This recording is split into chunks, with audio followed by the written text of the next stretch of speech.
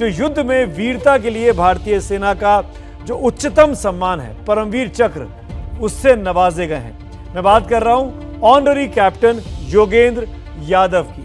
आपको बता दूं कि करगिल युद्ध में टाइगर हिल्स को फतह करने के लिए कैप्टन यादव ने दुश्मनों की 17 गोलियों को अपने शरीर पर झेला था और इस पराक्रम के लिए परमवीर चक्र से नवाजे जाने वाले वो देश के सबसे युवा सैनिक हैं। वही कैप्टन योगेंद्र यादव मेरे साथ हैं। हमने कुछ देर पहले इस बातचीत को उनके साथ रिकॉर्ड किया है। कैप्टन यादव से मेरा पहला सवाल यही पूछना चाहा कि आप अग्निपथ योजना को जो सरकार ने एक हफ्ते पहले लागू करने की घोषणा की है, उसको आप किस नजर से देखते हैं? अब इसमें भी क्लैरिफाई करना सरकार को जरूरी होगा कि कहीं ना कहीं उनके बच्चों के और माँ बाप के तो कम से कम एक मन के अंदर शंका है कि 4 साल के दौरान अगर मेरा वो अग्निवीर माँ भारती के लिए शहीद हो जाता है, तो जो एक सरकार ने एक अमाउंट रखा है कि हम शहीद होने वाले जवान को, अग्निवीर को इस तरह का इतना अमाउंट देंगे, क्या उस अमाउंट से वो परिवार या उसके माता पिता या उसकी बीवी और बच्चा उस जीवन को जी पाएंगे? उनके लिए मेरी मांग है सरकार से कि उनके लिए कम से कम पेंशन का प्रावधान होना चाहिए।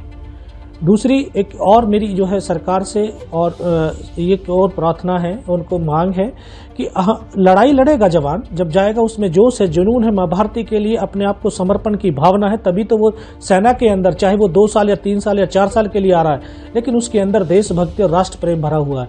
अगर वो अपने कार्य को करता हुआ विकलांग हो जाता है तो उसको भी जो है पेंशन का प्रावधान होना चाहिए।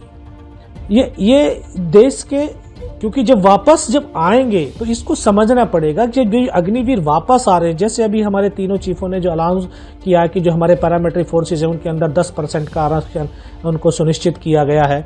फिर जो बाहर के जो सिविल प्रशासन के क्षेत्रों के अंदर जब ये अग्निवीर वापस आएंगे तो हमारे देश का जो कल्चर है, जो हमारी उस व्यवस्था का कल्चर है, कहीं ना कहीं वो उसमें बहुत बड़ा परिवर्तन आएगा। ये सुनिश्चित है, क्योंकि परिवर्तन आने के लिए जब इसके परिणाम आएंगे तो इसके लिए समय लगेगा। इसके 8-10 साल के बाद में कम से कम इसका जो है ये असर और परिवर्तन देखने को देशवासियों को मिलेगा। तो अभी जो हमें तो सुना आपने कैप्टन यादव को करगिल में परमवीर चक्र से नवाजे गए हैं। सेना ने यह साफ कर दिया है कि आगे जो भी भर्तियां होंगी वो अग्निपथ योजना के तहत ही अब होंगी, यानी जो पहले से लिखित इम्तिहान पास कर रखा हो, जिसका फिजिकल टेस्ट हो चुका हो, वो सब रद्द कर दिया जाना है। इसको आप कैसे देखते हैं कैप्टन यादव?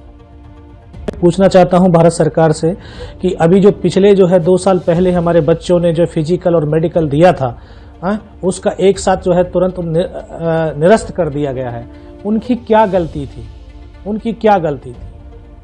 उसको जो निरस्त किया गया है, उनकी ज्वाइनिंग नहीं कर पाए। क्यों नहीं कर पाए? जब तो कोविड का था, तो ठीक है, कोविड का माहौल रहा है, तो कोविड के माहौल के अंदर क्या इलेक्शन नहीं हुए थे? क्या कोविड के दौरान इलेक्शन हुए? लेकिन सेना अपने पहले जवानों को 9 महीने की ट्रेनिंग दिया करती थी। अब अग्निवीरों के लिए कहा जा रहा है कैप्टन यादव की 6 महीने की ट्रेनिंग दी जाएगी।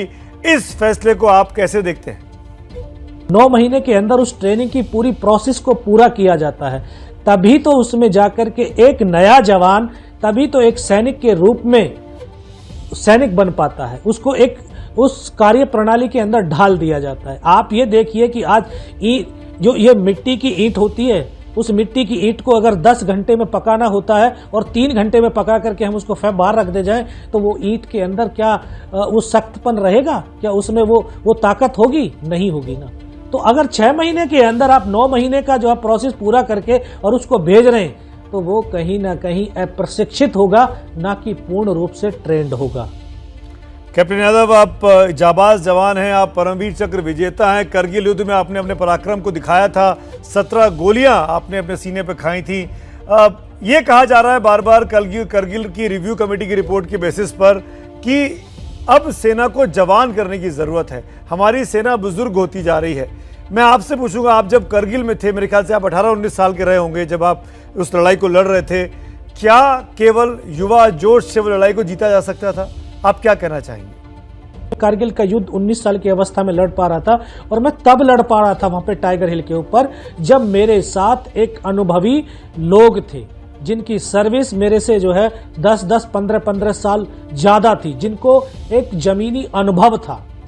जब जमीनी अनुभव होता है तब वो जो जोश है, वो जोश और अनुभव दोनों का समावेश होकर के तब हम लक्ष्य की प्राप्ति कर सकते हैं।